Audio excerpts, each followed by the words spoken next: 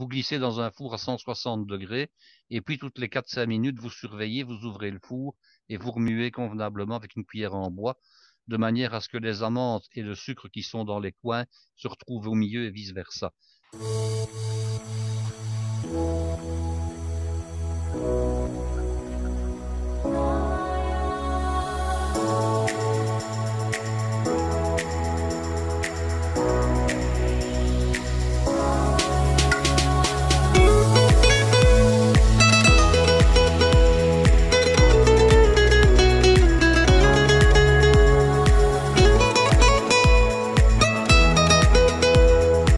Chers amis qui nous voyez, qui nous écoutez, bonsoir. Avec mon ami Guy, nous sommes tout à fait heureux d'être avec vous, n'est-ce pas? Bonsoir Guy. Bonsoir Claude. Alors Guy, la semaine dernière, tu nous as parlé du soufflé au marron glacé, pardon, le soufflé glacé au marron.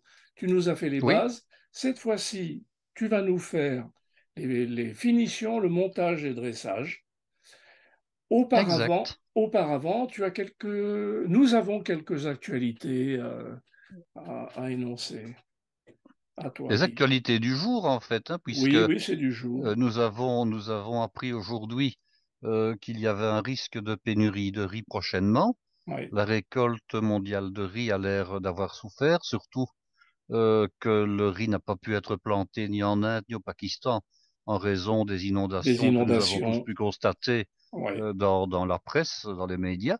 oui, Or, ce sont deux grands pays, l'Inde surtout, qui sont, je dirais, des pays fournisseurs de riz, d'abord à la fois pour leur propre consommation oui. et puis éventuellement pour l'exportation, ce qui s'était déjà traduit il y a quelques mois avant même les inondations par une non-exportation de riz à partir de l'Inde, c'est-à-dire que les autorités indiennes ont décrété qu'il était interdit d'exporter du riz en dehors du pays pour préserver justement la possibilité de nourrir leur propre population. Hmm. Donc, si nous avons un des principaux pays exportateurs de riz au monde qui Ils n'exportent plus. n'exporte plus, et nous avons par contre toute une série d'autres pays, comme certains pays africains, qui sont de gros consommateurs de riz sans en être producteurs. Oui, oui, Donc, ça ne peut que susciter des problèmes parce que il oui, faudra que ces pays-là se procurent du riz dans des pays comme la Thaïlande, éventuellement la Chine, mais la Chine, qui a énormément de population à nourrir elle-même, cherche au contraire à étendre ses propriétés à l'extérieur même de son territoire pour se fournir en légumes, et elle achète d'ailleurs toute une série de terrains dans des pays d'Afrique oui, de oui, manière à absolument. pouvoir y cultiver des denrées alimentaires pour ses Oui, propres habitants. oui. Je pense qu'on est en train tout doucement de s'acheminer vers une catastrophe planétaire au niveau de l'alimentation. On met Oui, tout doucement le doigt dans un engrenage assez dangereux parce que on parle d'une augmentation de 20%. Bon, le riz n'est pas un produit qui coûte cher à la base, on est d'accord. Nous, pays occidentaux, bon, nous arriverons encore peut-être à payer le prix, mais si le riz renchérit, ça voudra dire que les pâtes vont renchérir, que oui. le blé va renchérir, que le pain va renchérir. Alors, Toutes les denrées. oui, mais ce qui m'a quand même fameusement interpellé, c'était il y a 2, 3 jours. On voyait ce qui se passait en Allemagne. L'Allemagne qui a toujours été en Europe un leader au niveau économique. Hmm. Et on voyait un monsieur en vélo, c'était de nouveau au journal télévisé de 13 heures, qui se baladait avec un demi-pain. Alors on l'interrogeait et on lui dit, mais comment ça va au niveau du pouvoir d'achat? Et le monsieur de dire, bah, écoutez, j'ai acheté mon pain par demi, parce que un demi-pain, et il n'était pas grand, hein, c'est 2,50 €, donc le pain est à 5 euros. Donc le Ouais. pain d'équivalent de 800 grammes est à 5 euros, ce qui est C'est fou. exorbitant, c'est Oui, fou. oui, oui, oui. Bon, moi ici, j'ai vu des pains aujourd'hui 2,35 €, mais là où j'en achète quelquefois, on est déjà dans les 3 euros, hein. Oh là là. Ça dépend si le pain est spécial. Mais un Oui, pain de type pain d'épeautre frais du jour, c'est 3,60 €, hein. oui. Maintenant, c'est du pain bio, etc., tout ce qu'on veut, mais c'est quand même cher pour un pain. Faut avouer Oui, que oui, ce n'est que absolument. 800 Mais grammes de pain, hein, oui, oui, mais de poids, pardon, hein. oui, oui, de manière générale, on est maintenant, on est rentré déjà avec cette foutue guerre en Ukraine. avec ces Russes et on est entré dans une période extrêmement troublée et ça nous amène Oui, oui. au deuxième point que l'on voulait aborder, c'est le coût de l'énergie. Tout à fait. Et Euh, alors, justement, je n'ai pas terminé concernant le coût de l'énergie. La Belgique est un très, très gros pays producteur de tomates. Il faut le savoir. oui, La tomate n'est pas spécialement un fruit du Nord, c'est un fruit du Midi, mais par contre, on produit la tomate énormément en Belgique dans des serres chauffées. hum, Et un des plus gros producteurs du pays, je ne connais plus son nom par cœur, hein, mais il a vraiment il produit un tonnage terrible, a annoncé qu'il ne plantait pas de tomates pour cet hiver, étant donné qu'il produit des milliers de tonnes, hein, il faut savoir, hein. Il a dit, voilà, je n'en plante pas parce que l'énergie va coûter trop cher, oui, donc je ne pourrai pas chauffer les serres pendant l'hiver. hum, Ce qui veut dire que bon, vous allez me dire, on n'a pas besoin de manger des tomates en hiver, mais enfin, de nouveau, les gens étaient habitués de manger des tomates en hiver. Bon, maintenant, ce ne sont pas les meilleures tomates, on est d'accord. Mais ça veut dire que si les tomates ne sont plus disponibles, les gens vont se lancer sur d'autres légumes. Et hum, les autres légumes, forcément, par l'effet de la loi de l'offre et de la demande, vont aussi renchérir, puisque absolument, euh, absolument. les tomates qui ne sont plus produites ne sont plus mangées. Forcément, on va se rabattre sur autre chose. Donc, Oui, tout le reste va augmenter. Donc, hum, on est dans un cercle vicieux, là, et on ne pourra à la limite manger que des légumes qui sont produits en pleine terre. oui, Mais les légumes produits en pleine terre n'ont pas évidemment la variété des légumes qu'on cultive sous serre, y compris en hiver. Et bien si on sûr, doit importer des légumes qui viennent du fin fond de l'Andalousie ou du Maroc, ils vont aussi être plus chers puisqu'il y aura le prix du déplacement pour les acheminer jusque dans les pays du Nord. Donc, bien sûr. c'est un cercle vicieux qui va faire que beaucoup de choses vont être très chères cet hiver.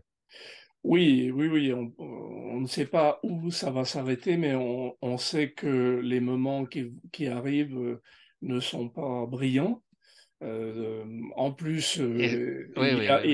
il y a le manque de carburant en ce moment.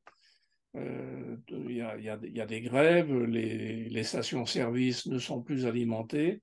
Là aussi, on espère que ça va s'arranger parce que si il n'y a plus d'énergie disponible pour faire fonctionner les véhicules, toute l'économie s'arrête, quoi. Donc c'est très, très embêtant. Effectivement. Très On embêtant. pourrait donner un conseil à nos auditeurs, c'est de ne pas attendre d'être le nez dans le problème pour faire un petit peu de réserve. Ne Oui, serait-ce que faire un petit peu de réserve au niveau des conserves de légumes. À oui, défaut oui, d'acheter des surgelés parce qu'on n'a pas tous un congélateur, on n'a pas toujours de la place. oui, Mais par contre, acheter des conserves de légumes pour pallier le problème de l'approvisionnement hivernal, ce n'est pas la moins bonne idée. Acheter des féculents, acheter des haricots verts en boîte, oui, acheter des légumes cuisinés du style ratatouille, légumes couscous qui sont déjà prêts, qu'il n'y a plus qu'à réchauffer. oui, Ce n'est pas forcément la mauvaise idée du siècle, hein. absolument. Oui, Il oui, faudrait avoir dans son placard, je dirais, l'équivalent de 20 ou 30 jours de légumes, oui. euh, je dirais d'avance, pour ne pas être vraiment dépourvu au moment où tout sera très cher. Tout à fait. Bon, allez Guy, la vie continue. Tu m'as envoyé une très belle photo derrière moi Voilà. de ce soufflet glacé au marron. Et alors, ce marron, il est entouré d'or, de Il feuilles est d'or. entouré de feuilles d'or, C'est voilà. extraordinaire. Alors donc, Maintenant, soyons clairs, Claude, ce n'est pas une photo que j'ai faite, hein. Soyons, oui, oui, oui, oui, soyons, soyons bien clairs, c'est oui, une oui, bien illustration sûr, bien possible, hein. sûr. Oui, oui, je mettrai le crédit photo. Il y a pas de souci. Mais ça nous amène, Guy, au thème de ce soir. Donc, c'est la deuxième partie sur ce soufflet glacé au marron. Finition, montage et dressage. Exactement. Alors, nous allons nous remémorer très rapidement, non pas la recette, parce que ça, je l'ai donné la semaine dernière dans un Oui, épisode précédent, oui, mais absolument. je vais vous rappeler que nous avons deux, trois choses qui sont prêtes. Nous avions mis des brisures de marron à macérer dans de l'alcool, hein. J'avais dit soit Oui, du rhum, oui, soit du cognac, soit du whisky, avec une préférence pour le rhum ou pour le whisky. oui, Nous avons également l'appareil, c'est-à-dire la composition, je dirais même du soufflé glacé. Et puis, j'avais donné antérieurement la recette de la génoise. Et nous allons avoir besoin de tout ça, en fait. oui. Alors, on peut dresser le soufflé glacé au marron de plusieurs manières. On va les aborder toutes si vous le voulez bien, et je Ah vais vous oui, donner toutes les explications, je dirais, nécessaires. Alors, Il y a d'abord le dressage traditionnel qui est un dressage individuel ou collectif.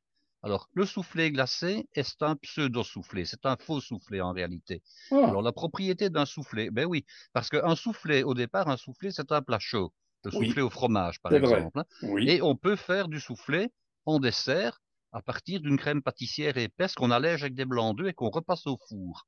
Mm. Donc, on peut faire du soufflé à la vanille, du soufflé aux fruits confits, du soufflé au café, du soufflé au chocolat, du soufflé au caramel. Donc, on peut faire un soufflé chaud, mais qui est bâti donc sur une crème pâtissière épaisse. Et ce sont les blancs d'œufs qu'on y ajoute avant de mettre dans le récipient et de repasser au four, qui vont faire grimper le soufflé, qui vont le faire déborder, qui vont lui donner un aspect. Ben, le soufflé, c'est quelque chose qui sort du moule et qui dépasse le moule. Oui.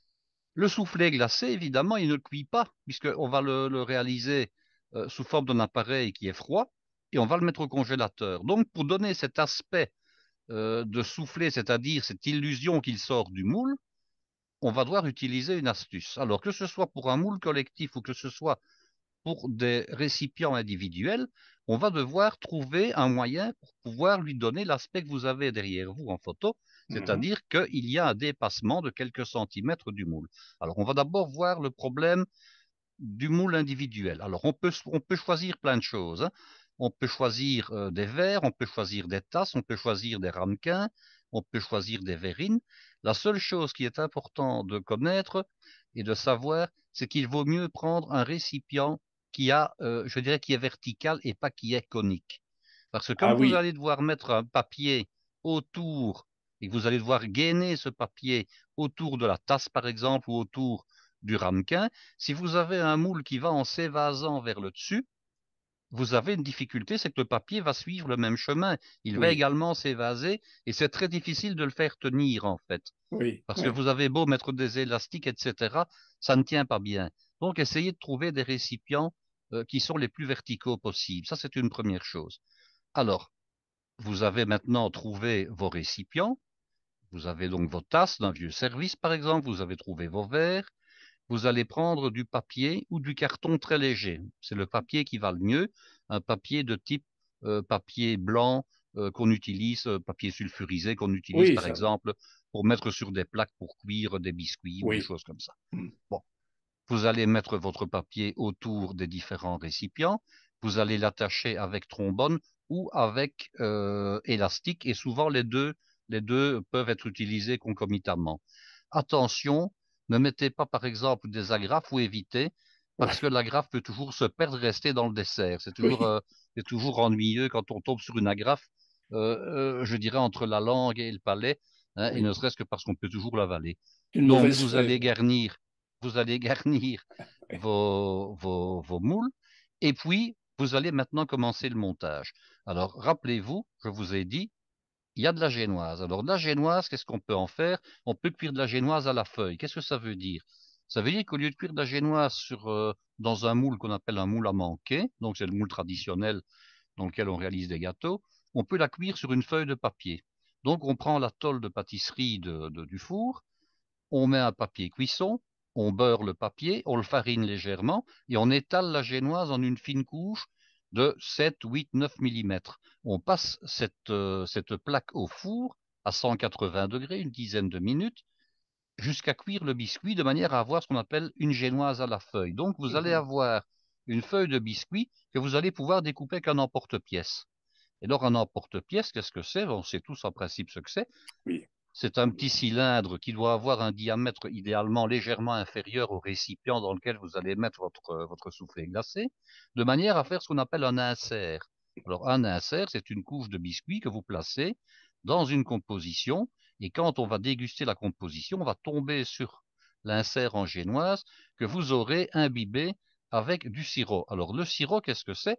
Rappelez-vous, vous avez mis des marrons ou des brisures de marrons à macérer Oui. dans de l'alcool. Oui. Vous allez récupérer un peu de ce sirop-là. Si vous n'en avez pas suffisamment, vous pouvez l'allonger en rajoutant un peu de sirop de sucre et un peu de rhum ou de whisky ou de cognac selon l'alcool que vous aviez choisi. Et vous en mettez un petit peu pour imbiber le biscuit. Alors attention, quand vous allez faire le montage, voilà la manière dont vous devez procéder. Vous versez un peu d'appareil à peu près jusqu'à la moitié de la hauteur de votre futur soufflé. Vous prenez un disque que vous avez découpé dans le biscuit et vous le mettez au-dessus donc de la première partie. Ne trempez pas, je dirais, séparément le biscuit dans l'alcool, parce que sinon vous ne saurez plus le manipuler. Oui, Il va être trop fragile. Donc vous oui, devez le mettre à sec sur la première partie de soufflé glacé, et puis avec un pinceau ou avec une cuillère, vous prélevez un peu de sirop que vous ajoutez à ce moment-là sur le biscuit pour l'imbiber. Alors rappelez-vous, vous aviez également des brisures de marron que vous aviez mis à macérer. Deux oui, solutions. Soit vous les récupérez, vous les égouttez et vous les mélangez dans tout l'ensemble de votre composition, et vous retrouverez à ce moment-là des petits morceaux de marron imbibés d'alcool dans l'ensemble de la composition. Soit vous jouez de l'effet de surprise, vous en prenez une demi-cuillère à café que vous déposez sur le biscuit imbibé, et puis ensuite vous complétez avec le restant de votre appareil jusqu'à obtenir une hauteur de 1, 2, voire 3 centimètres au-delà du rebord du moule que vous aviez choisi. À ce moment-là, au moment de la dégustation, vous allez avoir une mousse de marron donc qui est toute fine de texture. Et puis, quand vous descendrez progressivement dans la dégustation, vous allez tomber sur des brisures de marron glacé qui auront un goût plus concentré. Et juste après, vous avez le biscuit. Ça, c'est une question de montage. On fait un petit peu ce qu'on veut à ce niveau-là. Ce n'est pas très grave. Alors, mhm, lorsque vous avez complété vos différents récipients, vous mettez tout ça au congélateur et vous laissez prendre jusqu'au jour où vous allez déguster. Alors, je vais vous donner les garnitures supérieures après, mais je vais vous expliquer maintenant quelles sont les autres options. L'option que je viens de vous donner, c'est une très belle option d'un point de vue décoratif. Vous avez vraiment l'impression d'avoir un soufflet. La seule chose, c'est que comme le soufflet est, je dirais, dépourvu de protection dans sa partie supérieure, il peut prendre des goûts parasites qu'il y a dans un congélateur. ah oui, oui, Et dans les restaurants, maintenant, qu'est-ce qu'on trouve beaucoup? On trouve des soufflets glacés au Grand Marnier ou à d'autres parfums qui sont dans des bocaux fermés. oui, Alors, le premier bocal fermé qu'on peut utiliser, et c'est souvent le cas pour les restaurants, ce sont des bocaux adaptés de type bocaux avec un couvercle mécanique, un petit peu comme les bocaux à stériliser. Hein. Et on oui, a oui, vendu comme ça pendant, je dirais, c'est un petit peu la mode, hein, pendant quelques années, on a vendu des bocaux qu'on n'utilisera jamais pour stériliser quoi que ce soit, mais au oui, contraire pour y mettre des desserts. ouais, Le seul bémol que j'ai par rapport à ces bocaux-là, qui peuvent être très jolis, il tient deux problèmes. Le premier, c'est que c'est un peu complexe après pour les nettoyer parce que ce couvercle mécanique-là, pour le nettoyer, il faut démonter le couvercle de son mécanisme en métal. C'est un petit peu des chipotages, comme on dit. Et d'autre part, comme vous allez congeler ce couvercle avec, bien entendu, le récipient qui contient le soufflet, après un certain temps, le joint en caoutchouc qui passe au congélateur peut s'abîmer. Or, absolument. quand on vend ce genre d'articles, on les vend souvent je dirais, dans des magasins de type foire-fouille, de type objet qu'on vend pour pas très cher, etc. Ils n'assurent pas toujours le service après-vente au niveau du caoutchouc. Donc, à un moment donné, on se retrouve avec des petits bocaux qui étaient certes très jolis, mais on n'a plus le caoutchouc qui fait le joint. Parce que le caoutchouc, avec les alternances du froid et du chaud, c'est desséché, c'est brisé, c'est cassé, a disparu, et on ne sait pas en remettre de nouveau. Donc, quand vous achetez ce genre d'article, achetez-le plutôt dans une quincaillerie qui a pignon sur rue, et inquiétez-vous de savoir si les caoutchoucs seront toujours disponibles en temps voulu. Alors, Oui, lorsqu'on dresse dans ce genre de récipient, bien entendu, il n'est pas question de faire un dépassement en hauteur du niveau du bocal, puisque là, vous allez refermer avec le couvercle pour congeler. Hein. Ça, c'est une mhm, première chose. mhm, mhm. L'autre option, ce sont, et ça, je suis assez sensible à cette option-là, ce sont les bocaux à confiture. Alors, il en existe de tous les formats. Bien entendu, il faut choisir un format de bocal qui n'est pas trop important, parce que sinon, vous allez avoir 350 grammes de soufflé à manger, c'est beaucoup trop. Il faut considérer que allez, 120 grammes, c'est à peu près Oui, c'est déjà pas la mal. norme. Hein. Oui, C'est déjà pas mal, hein, surtout mhm, après un oui, repas de réveillon. Hein. oui, Donc, il ne oui, faut pas de trop grands bocaux. La première option, ce sont les bocaux avec un couvercle à visser. Là, il n'y a aucun problème au niveau de l'étanchéité. Vous mettez votre soufflet, vous faites votre montage, vous remettez le couvercle, vous vissez, vous congelez. Aucun problème pour les goûts parasites. Mais mon préféré, c'est le bocal avec un couvercle qui n'est pas à visser. Parce qu'il faut bien reconnaître que dans le cas du bocal avec le pas de vis, ce n'est pas très esthétique. Hein. Oui, C'est, c'est, c'est, oui, ça peut faire naturel, c'est très bien, oui, mais je vais dire que pour la présentation, on va dire peut mieux faire. Alors, il existe une catégorie de bocaux à confiture qui n'est pas mal du tout. Ce sont les bocaux sur lesquels on applique un couvercle en plastique. Et généralement, c'est un couvercle un peu semi-dur ou semi-mou, c'est comme on voit les choses, qui est de couleur rouge d'ailleurs très souvent. Pardon. oui, oui. Alors, à ce moment-là, c'était les anciens bocaux sur lesquels on mettait, lorsqu'on les garnissait de confiture, un disque de paraffine pour Ah protéger oui, le oui, dessus de oui, la oui, oui, confiture. oui. Et alors, ces bocaux-là n'avaient pas besoin d'avoir un couvercle extrêmement hermétique puisqu'il y avait à la fois le couvercle en plastique et en dessous le disque de paraffine. Et très souvent, quand on mettait un disque de paraffine, on mettait encore un cello en plus au-dessus avec un élastique. Oui. Donc ici, c'est vraiment, si vous en trouvez, le bocal que je préconise parce qu'il est très très beau. Et ensuite, une fois que vous avez garni avec votre composition de soufflé jusqu'à peu près 1 centimètre, je dirais, en dessous du bord du bocal. Vous mettez un film alimentaire en plastique, vous mettez un élastique et après seulement vous mettez le couvercle en plastique définitif et vous mettez au congélateur. Ça, c'est, Mhm. je dirais, ma solution préférée. Je vous D'accord. explique après comment on garnit tout ça. Hein. Oui, Donc ça, c'est ma solution idéale. Alors, je ne vous ai pas encore parlé du soufflé glacé collectif. À ce moment-là, vous allez choisir ce qu'on appelle un légumier ou un plat à gratin rond, par exemple, de dimension de 6 ou 8 personnes. Vous faites exactement la même chose que dans le premier cas. Vous mettez un papier parchemin autour de votre bord du récipient. Là, cette fois-là, les élastiques vont être trop petits. Donc, à ce moment-là, vous ne mettez pas d'élastique, vous faites ça avec une ficelle pour le faire tenir le papier. Hein. Vous oui, mettez oui. une ficelle de cuisine, hein, c'est du fil blanc de coton, et vous faites un nœud et vous faites tenir avec la ficelle. Ce que vous pouvez faire également, c'est prendre du carton léger. Alors, les pâtissiers ont des cartons, ce qu'on appelle du carton à tarte, c'est-à-dire que c'était anciennement des rouleaux de carton légers qui étaient vendus, qui faisaient 5, 6, 7 centimètres de haut, hein, et qui étaient destinés à protéger les tartes et ce qu'on appelle les merveilleux, à l'époque où le boitage n'existait pas. Et alors ces cartons-là, on les coupe tout simplement à la bonne circonférence et on les attache à ce moment-là avec des trombones de manière à les faire tenir. C'est un petit peu plus hasardeux, mais c'était plus solide que du simple papier. Mhm. Bon, voilà. Mhm. À ce Ouais. moment-là, ben, vous remplissez votre moule qui sera collectif, donc vous devrez après faire le service à la cuillère. Vous mettez votre disque de génoise, vous mettez un peu de brisure de marron macéré à l'alcool au-dessus du disque de génoise, et puis vous complétez. Et puis, une fois que vous avez mis le reste de l'appareil à souffler glacé, vous lissez de manière à avoir quelque chose qui soit présentable et vous faites congeler. Si vous faites vos soufflets sous cette forme-là, et bien sûr quelques jours à l'avance, dès que le soufflet est pris, n'hésitez pas à mettre du papier film autour pour Oui, éviter justement que les odeurs parasites oui. ne viennent, je dirais, contaminer, si je prends l'expression, Mhm. le goût de votre soufflet. Donc vos soufflets sont prêts, maintenant il faut les garnir. Généralement, on les garnit au dernier moment. Pourquoi? Parce que si vous faites des rosaces de chantilly dessus, c'est toujours assez désagréable quand les rosaces de chantilly sont congelées. Oui. Donc, c'est au moment où vous allez sortir vos soufflets et que vous allez enlever le papier ou que vous allez ouvrir les bocaux que vous allez faire je dirais, la décoration finale.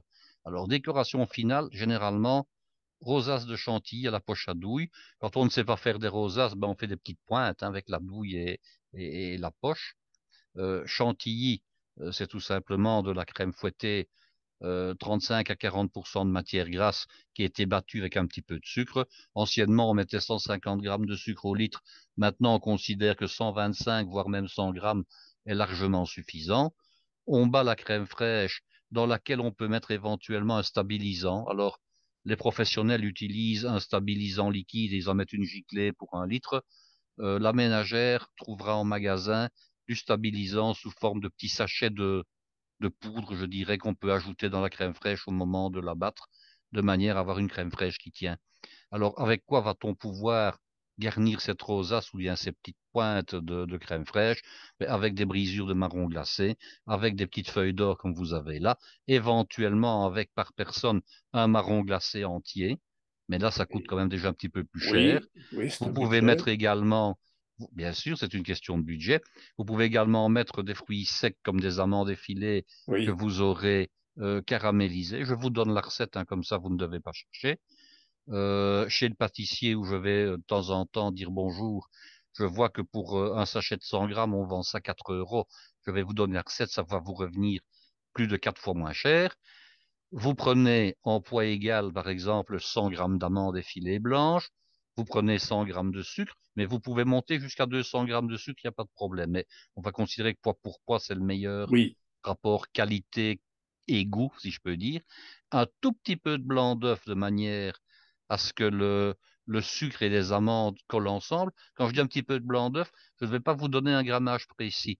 En réalité, vous devez avoir tout simplement un peu d'humidité, je dirais, qui fait que le sucre et les amandes collent ensemble. Vous étalez ça sur une plaque de four que vous avez huilée ou beurrée, c'est encore mieux. Fine couche, hein, un demi-centimètre. Vous glissez dans un four à 160 degrés et puis toutes les 4-5 minutes, vous surveillez, vous ouvrez le four et vous remuez convenablement avec une cuillère en bois de manière à ce que les amandes et le sucre qui sont dans les coins se retrouvent au milieu et vice-versa. Et quand c'est d'un beau blond doré, vous arrêtez et vous laissez refroidir. Donc vous avez à ce moment-là un pralin d'amandes, mais vous pouvez également faire un pralin avec des noisettes effilées ou des noisettes concassées. Ça marche très bien aussi. Donc on peut très bien mettre ce pralin d'amandes au-dessus de la chantilly, au-dessus du soufflé glacé au marron. mm, mm. Voilà. Donc Très ça, bien. c'est une manière de décorer. On peut aussi décorer avec une burette, c'est-à-dire cette espèce de petite bouteille avec une pipette là, hein, pour faire des petites lignes.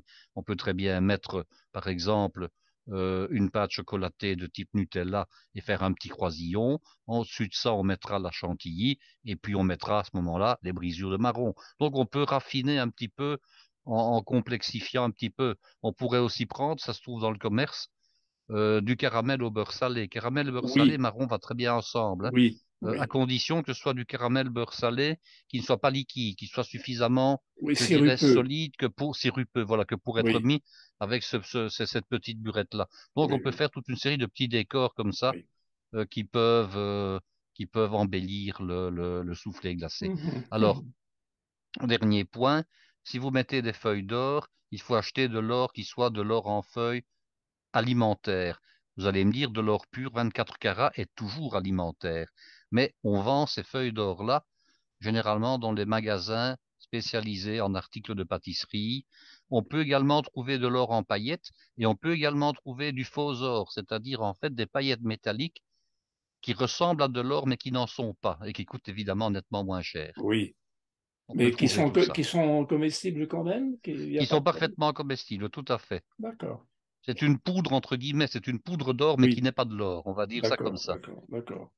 Enfin, moi, je n'ai jamais acheté des feuilles d'or Mais pour moi, la j'en avais pâtisserie. acheté un carnet, hein.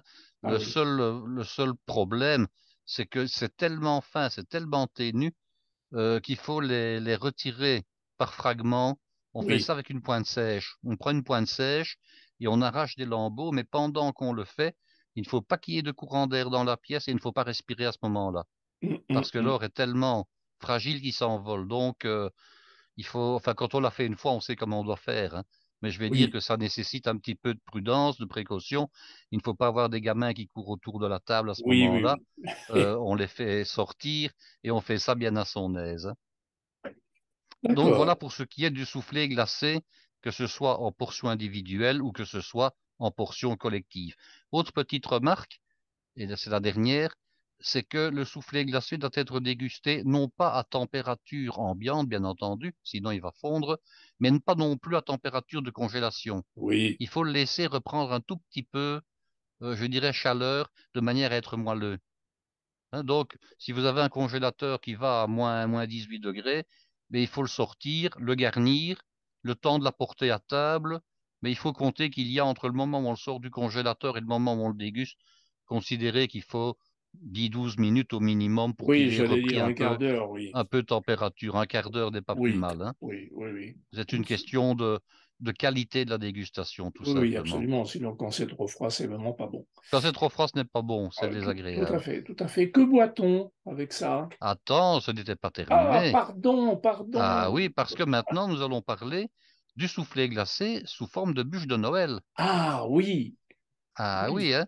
j'avais Donc, sous oublié. forme de bûche de Noël, ce n'est pas compliqué. Il faudra tout simplement le mouler dans un moule à bûche. Alors, le moule à bûche, il y en a plusieurs. Il y a plusieurs largeurs de moule à bûche. C'est ce qu'on appelle des moules gouttières, hein. Un Oui. moule à bûche, c'est un moule qu'on utilise généralement, soit par exemple pour cuire pour faire des aspics, pardon, mais qu'on utilise également pour cuire de la génoise, pour faire les bûches de Noël. Alors, il y a trois formats en général. Vous avez le format traditionnel, c'est un format de 6 centimètres de diamètre. Maintenant, le Mhm. moule à bûche, c'est une gouttière, donc ce n'est pas un tube cylindrique, c'est donc un demi-tube Oui, oui, tout cylindrique à en fait. C'est un réalité, hein. mythe. Oui, oui, oui. C'est un demi-tube, hein. Donc Oui. ça, c'est le 6 centimètres, c'est le courant. Alors, ça existe en plusieurs longueurs. Vous avez des 10, vous avez des 20, vous avez des 30, des 40, des 50, des 60. Ce sont les formats les plus habituels. Vous avez des moules en fer blanc. Vous avez des moules en fer blanc qui sont téflonnés de manière à ne pas coller en principe. Vous avez des moules qui sont biseautés sur le côté, des moules qui ont des bords droits. Je vais donc vous donner mes conseils. Mhm. Moi, j'ai les deux types de moules, hein. Le moule biseauté, il n'a qu'un avantage, c'est que quand vous prenez un moule de 40 centimètres, vous pouvez le mettre dans quasiment n'importe quel four ménager, parce que le fait qu'il soit biseauté, vous le mettez en diagonale dans votre four. Et il Oui. va très bien marcher. Tandis que quand on a le moule à bord droit, lui, on risque parfois d'avoir des problèmes pour le caser dans le four. Ça, c'est la différence. Si vous devez acheter ce genre de moule, vous devez en acheter deux idéalement. Pourquoi? Parce que quand vous cuirez de la génoise ou quand vous ferez une préparation, vous verrez que, entre autres, la cuisson d'un gâteau, ça ne prend pas plus d'énergie en cuire deux qu'en cuire un seul. Oui. Le four est toujours le même.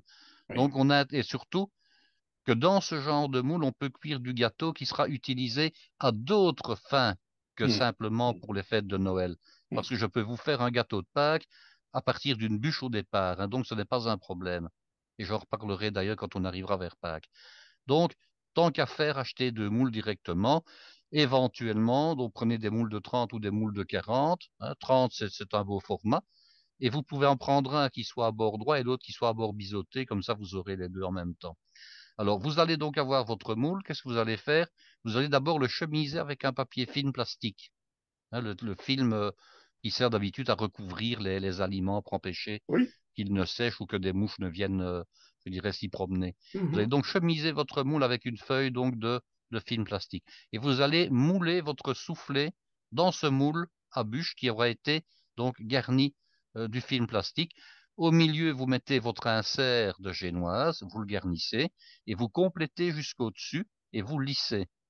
Après, vous refermez le moule avec le film plastique. Donc, vous repliez les bords du film plastique au-dessus pour empêcher qu'il n'y ait donc des goûts parasites et vous mettez au Mhm. congélateur. Mhm.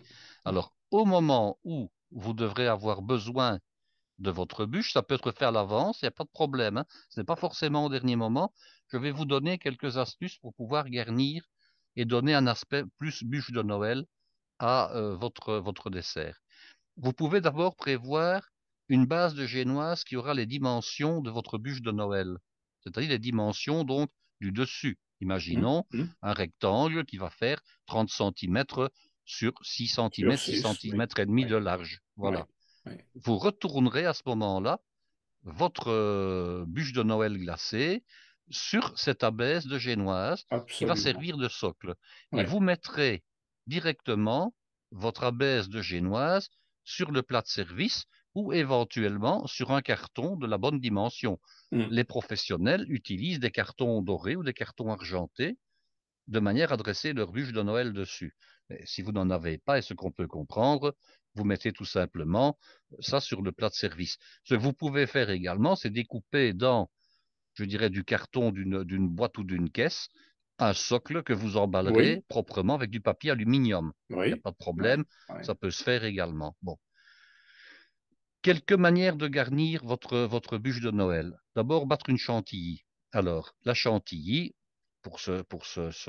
cet usage-ci doit être battu à fond. J'avais expliqué que quand on faisait le soufflé glacé, on battait plutôt à 80%. Ici, elle doit tenir, donc vous devez la battre à fond. Vous pouvez utiliser, par exemple, le moule, pardon, la douille à bûche traditionnelle, qui est ce qu'on appelle la douille à bûche ou la douille chemin de fer. Hmm. C'est une douille qui est Oui, plate, qui est lisse d'un côté et qui est légèrement dentelée de l'autre. Donc, vous pouvez, je dirais, garnir votre bûche avec cela. Toujours mettre une première couche de chantilly avant qui sert de support. N'essayez pas d'appliquer directement, enfin si on peut y arriver, mais il est toujours plus hasardeux de vouloir appliquer directement la bonne couche, je dirais, sur la bûche qui est à nu. Mettez oui. d'abord une première couche à la spatule et puis vous mettrez votre deuxième couche. Donc ça, c'est une manière de faire, de garnir avec cela. On peut également garnir avec une douille, par exemple, à 5 ou 6 pointes. Si on n'a pas de douille chemin de fer, ce n'est pas grave. Donc avec une douille à 5 ou 6 pointes, on fait la même chose. On peut garnir en horizontalité, mais on peut aussi garnir en verticalité pour faire des espèces de stalagmites montantes comme ça, Mhm, hein. mhm. Donc, ça peut être très joli. On peut également garnir avec une douille lisse, une douille ronde mais lisse, aussi bien en horizontalité qu'en verticalité. Alors, qu'est-ce que vous mettrez au-dessus de votre bûche? Vous mettrez de nouveau des brisures de marron, des amandes effilées en pralin, comme j'expliquais il y a quelques instants, des rosaces de chantilly, éventuellement des marrons glacés entiers si vous le souhaitez, et toujours vos feuilles d'or si vous le souhaitez. Vous pouvez également mettre des petits champignons. Alors, les petits Oui. champignons, ce sont des champignons qu'on fait en Un meringue meringue. ou éventuellement en meringue suisse.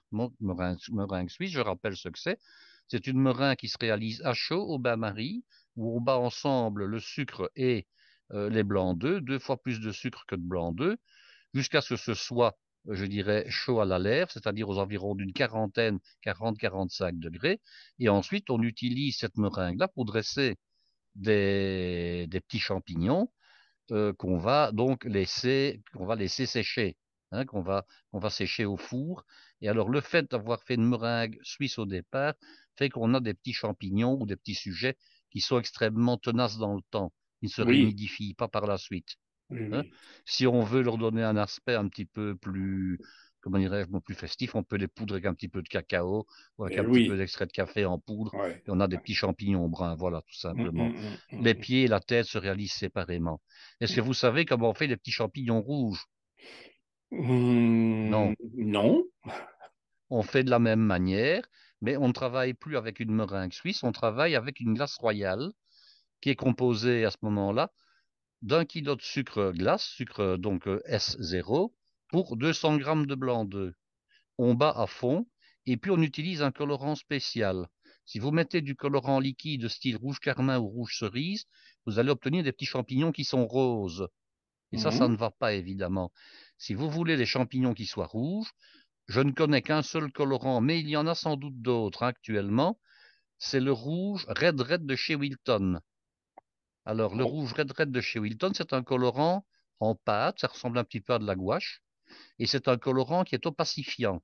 Il est rouge vif, mais il est opacifiant, ce qui veut dire que euh, il va, il va colorer réellement dans la masse les petits champignons. Alors, il ne faut pas en faire 1 kilo, hein. Ah On en oui. fait, oui, oui, on en fait, je dirais, à partir de 400 grammes de sucre, par exemple, hein, en Ouais, ouais, respectant la proportion que j'ai donnée. ouais. Alors, on fait les petits chapeaux d'une part, qui seront rouges, et puis on fait les petits pieds, qui seront blancs. Et puis, après les avoir laissés sécher pendant 48 heures, on les colle l'un à l'autre. Donc, ça doit se faire à l'avance. Et puis, on a des petits champignons qui ressemblent comme ça aux petits champignons des Schtroumpfs, des amanites printanières, en fait, hein. Mais tu ne les Ça, passes c'est pas la au seule. four alors? Non, non, parce que la glace royale va sécher spontanément. On met tout D'accord, simplement à la fin quelques traits ou bien de vinaigre ou bien de jus de citron. Le jus de d'accord, citron, c'est mieux pour la dégustation. Le d'accord. vinaigre, c'est pour la glace Oui. royale des corps. Mm, mm. Mais quelques gouttes de jus de citron va accélérer le séchage des champignons. Et là, on ne doit pas les passer au four. D'accord. Alors, on a de véritables petits champignons rouges qui sont très prisés par les enfants parce que lorsqu'ils Oui. font fondre le champignon sur la langue devient toute rouge pendant un certain temps. Oui. Alors, Il y a encore une autre manière de garnir votre bûche de Noël, avec des gavottes. Alors les gavottes, ce sont ces biscuits, je dirais, originaires de Bretagne, qui sont emballés par deux petites pièces à la fois, qu'on sert traditionnellement avec la glace. Vous mettez une couche de chantilly pour masquer dans un premier temps votre bûche, et puis je dirais, vous la garnissez avec des gavottes que vous mettez en horizontalité, les unes, pas chevauchant les autres, mais les unes, je dirais, collées à proximité des autres, Oui, et vous emballez entièrement votre bûche avec des gavottes. Et puis, pour donner un petit aspect plus festif de type Noël, vous saupoudrez le tout avec du sucre glace, dont j'avais déjà expliqué que c'était un sucre spécial qui ne fondait pas et oui. qui restait blanc. Alors, il est commercialisé sous la marque Crafty Snow, mais il existe d'autres marques maintenant sous d'autres noms. Alors, comme c'est un sucre qu'on ne vend qu'en grande quantité, le mieux, c'est de soudoyer votre pâtissier préféré et de lui en acheter 100 ou 150 grammes, de lui demander s'il a du sucre glace décor. Et en principe, il saura ce que c'est. Si vous êtes bon client de temps en temps chez un pâtissier du coin, vous lui demandez pour lui en acheter un petit sachet. Vous ne faites pas ça juste au moment des fêtes, hein. Vous faites Oui, ah ça oui, là, maintenant parce que ça se garde, pour ne pas oui. lui donner la puce à l'oreille en disant que vous n'irez pas chez lui vous ravitailler pour Noël, hein. Oui, puis il a autre Et chose à alors, faire au moment de il a autre Noël. chose à faire. Alors, autre manière de garnir, c'est de mettre des copeaux de chocolat que vous allez faire vous-même. Alors, Hmm. comment fait-on pour faire ces copeaux de chocolat?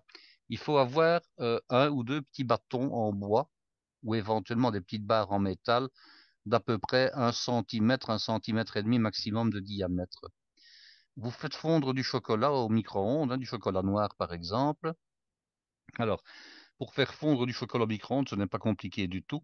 Vous le cassez en morceaux, bien vous le hachez le plus finement possible, et puis vous le mettez dans un récipient en plastique compatible avec le micro-ondes, et vous mettez d'abord 30 secondes, puis vous mélangez, vous remettez 30 secondes, vous mélangez. Et quand votre chocolat est fondu, mais de préférence qu'il soit, je dirais encore un peu froid à la lèvre, vous l'étalez finement avec une spatule sur une couche de film plastique que vous aurez étalé sur votre plan de travail. Donc vous étalez, je dirais, 40, 50, 60 centimètres de film plastique, et puis vous mettez donc du chocolat dessus, vous allez étaler en fine couche d'à peu près 1 millimètre sur l'ensemble de la surface de votre film plastique, sauf 5 centimètres à droite où vous n'en mettez pas. Et puis vous roulez votre bâton de manière à enrouler le film plastique sur lui-même avec le chocolat qui est à l'intérieur. Oui, Donc oui, vous faites oui. une espèce de rouleau, un peu comme le rouleau d'un papier peint, hein, Oui, oui. avec le chocolat et le film plastique, et vous mettez ça au congélateur, tout simplement. Intéressant. Vous le Oui. mettez au congélateur, donc le chocolat va prendre, et puis lorsque le chocolat est pris un quart d'heure après ou une demi-heure après, vous déroulez votre bâton et vous allez avoir toute une série de copeaux, je dirais un peu des très grands copeaux, hein, qui peuvent faire Oui. 20-30 Ah centimètres bah de long oui. Oui. selon la largeur de votre film plastique. Oui. Oui. Et vous reprenez ces copeaux que vous allez coller sur la chantilly tout autour de votre bûche. Alors ce qui est bien, c'est qu'on peut faire des copeaux noirs, des copeaux blancs, avec du chocolat blanc Oui. évidemment, et des copeaux au chocolat au lait. Et si vous voulez donner une couleur un peu particulière à vos copeaux, vous pouvez utiliser pour le chocolat blanc du colorant alimentaire à condition qu'il soit liposoluble, c'est-à-dire soluble dans la matière grasse. Oui. Ne Oui. prenez pas un colorant liquide qui n'est pas soluble dans la matière grasse, sinon vous allez faire masser votre chocolat. Mais il existe des colorants spéciaux qu'on trouve dans tous les magasins d'articles de pâtisserie ou d'articles alimentaires. Il existe des colorants qui sont dits liposolubles, donc solubles dans la graisse, et qui sont donc parfaitement solubles dans le chocolat au lait. Et Mhm. vous pouvez comme ça faire des copeaux qui soient roses, qui soient jaunes, qui soient verdâtres, qui soient bleutés, enfin toutes les couleurs que vous voulez. Et vous utilisez ces copeaux pour mettre sur votre bûche, je dirais, en choisissant une couleur qui ne soit quand même pas trop tape à l'œil, hein. Oui. Parce que le mieux, comme c'est un soufflé glacé au marron, c'est de rester dans des teintes qui sont un peu logiques avec le plat que vous servez. Chocolat blanc, chocolat noir, chocolat au lait, éventuellement un peu de brun, un peu d'ocre, mais évitez quand même, je dirais, le rouge fluo ou le rose bonbon. Ça ne Oui. sera pas très en Oui. relation, Ah, évidemment, hein. nous sommes d'accord. Oui. Donc tout ça, ce sont des petites astuces qui vous permettent d'avoir une bûche avec à l'intérieur donc du soufflé glacé. Et puis, ça, c'était les manières froides de garnir. Mais vous pouvez aussi transformer votre bûche en omelette norvégienne. Alors, au lieu Oui, de mettre de la chantilly, vous faites une meringue italienne. Alors, la oui. meringue italienne, le blanc d'œuf, 2 fois son poids en sucre qu'on réalise en sirop qu'on cuit à 121 degrés. On verse le sirop brûlant sur les blancs d'œufs qui sont battus. On bat jusqu'à complet refroidissement. Et puis, avec une poche à douille, on garnit l'extérieur donc de la bûche en soufflé glacé. Et puis un petit chalumeau de cuisine, et on passe le chalumeau dessus, et on a une bûche qui sera en fait une omelette norvégienne, mais en forme Mhm, de bûche, avec du mhm. soufflé glacé à l'intérieur. Donc vous Oui, voyez qu'il y a toute une série de possibilités qui font que vous allez pouvoir quand même garder l'esprit de Noël si vous faites ça à Noël. Et oui, si maintenant vous désirez faire un gâteau collectif au moment du Nouvel An, pas de problème, il suffit tout simplement de mouler votre soufflé glacé dans un moule en forme de cœur, par exemple, hein, c'est traditionnel, oui, et puis après de le garnir soit avec de la chantilly, une des méthodes que j'ai expliquées, soit éventuellement avec de la meringue italienne et de flamber donc ce dessert en forme de cœur que vous aurez à ce moment-là plutôt destiné au Nouvel An plutôt qu'à Noël. oui. D'accord. Donc voilà toutes les possibilités que je peux vous suggérer pour passer de bonnes fêtes au moment du dessert. Formidable. Alors, je reviens à ma question. Que boit-on? Alors que boit-on? Que boit-on? Eh bien, le grand Champagne. classique, ce serait éventuellement le champagne. Oui, Maintenant, il y a autre chose. Moi, j'aime bien avec ce genre de choses des vins, ce qu'on appelle des vins de liqueur, mais qui ne soient pas forcément trop sucrés. Alors, qu'est-ce que je pourrais vous conseiller? Un vin du Jura, comme le Macvin par exemple, oui, qui est absolument. un vin à condition de demander à votre caviste qu'il ne soit pas trop sucré. Oui. Je déconseille par contre le Pinot des Charentes. Je le trouve très sucré par rapport C'est à, très sucré, le Pinot des par Charentes. Oui, rapport à, à ce dessert qui est déjà relativement sucré. Euh, un ratafia. oui, très Alors bien. un ratafia, c'est aussi une possibilité à condition de ne pas prendre quelque chose qui soit trop sucré. Oui, Vous pouvez également aller dans les vieux Porto. oui, ça Je c'est. trouve qu'un vieux Porto, un Oui, 10 ans, un 15 ans, un 20 ans d'âge oui, peut oui, oui. donner de très très bons C'est une résultats. merveille. Ah oui, C'est une merveille, oui, exactement. oui, Il vaut mieux absolument. en servir un tout petit verre, Oui, je dirais, plutôt qu'un grand, mais vraiment avoir un vieux Porto là-dessus, c'est génial. oui, Je parlerai des fromages dans un futur épisode. Vous oui. pourriez éventuellement avoir le même vin pour le fromage et Et le pour le dessert. dessert. Oui, oui, Et à absolument. ce moment-là, nous pourrions avoir du Porto pour le fromage et du Porto pour le dessert. Vous Oui, resteriez sur le même vin. oui, Mais ça, j'en astucieux. parlerai lors d'un prochain épisode. Et Oui, comme ça, vous ne complètement. devez pas sauter trop du coq à l'âne, parce que Oui, si vous avez un vin blanc avec l'entrée, vous avez un vin rouge avec le plat principal, et puis vous avez de nouveau un vin avec le fromage, et puis de nouveau un vin avec le dessert, ça vous fait beaucoup de choses, hein. oui, oui, Tandis oui. qu'en ayant le même vin éventuellement fromage-dessert, c'est encore une possibilité. D'accord. Alors j'ai déjà servi du fromage avec du Macvin. Oui, Ça peut très très bien marcher. Donc à ce moment-là, vous pouvez rester avec le Macvin ou bien éventuellement avec un vieux Porto. Passer du fromage vieux Porto au dessert vieux Porto, ça marchera aussi. hum, hum. Ça, c'est une possibilité. Très bien. Eh bien, merci Guy pour ces desserts, ce dessert soufflé glacé au marron que tu nous as donné en 2 épisodes, et c'est très bien, les bases et ensuite la finition et le dressage. C'est vrai que ça aurait fait très dense si tu nous avais fait ça tout en même temps, hein. Je crois que ça aurait Merci. pu lasser nos auditeurs. Oui, absolument, absolument. Chers amis, vous avez sans doute des questions à poser à Guy, donc n'hésitez pas à nous poser les questions. Allez sur sopac.be, vous nous faites vos questions, il y a tout ce qu'il faut sur le site, le formulaire de contact.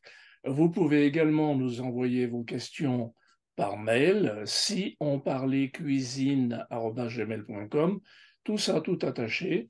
Donc vous avez tout ce qu'il faut pour poser vos questions à Guy et pour vous préparer de très belles fêtes de Noël. Espérons que les choses de nos environnements respectifs vont s'arranger et prévoyons de passer de bons moments. N'est-ce pas, Guy? On essaiera, Claude. On essaiera. Merci beaucoup, Guy. À À bientôt. bientôt. À bientôt. À bientôt, chers amis.